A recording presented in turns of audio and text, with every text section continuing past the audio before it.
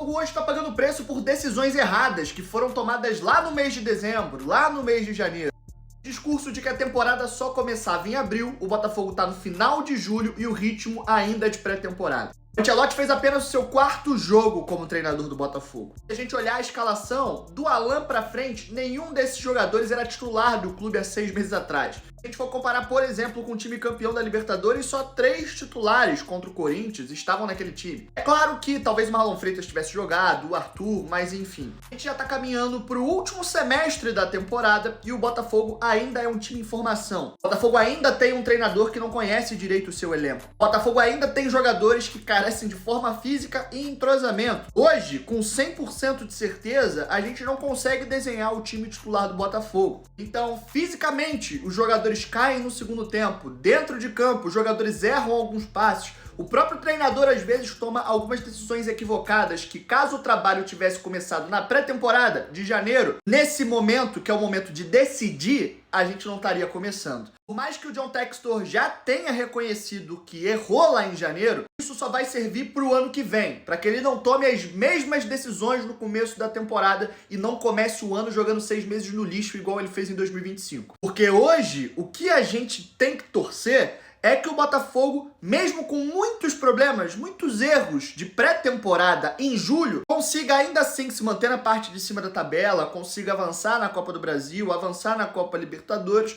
para lá em outubro, novembro, quando esse time estiver entrosado, bem fisicamente, quando o treinador conhecer completamente aquilo que ele tem nas mãos, aí a gente consegue ser um pouco mais consistente, um pouco mais regular, e aí sim jogar as fases finais mesmo, com mais tranquilidade, ou pelo menos de maneira mais assertiva. Mas uma coisa é certa, se o Botafogo começa a trabalhar quando era para começar a trabalhar, na pré-temporada de janeiro, tanto contra o Vitória quanto hoje contra o Corinthians jogando dentro de casa, a gente não teria cometido alguns erros, ou então falhado na finalização da jogada da maneira que a gente falhou. Porque como eu disse para vocês, como um todo, tanto tecnicamente quanto fisicamente e às vezes até taticamente por parte do treinador, o Botafogo comete erros de pré-temporada. Só que o problema é que a pré-temporada é em janeiro e a gente está falando de jogos no final de julho, quase mês de agosto.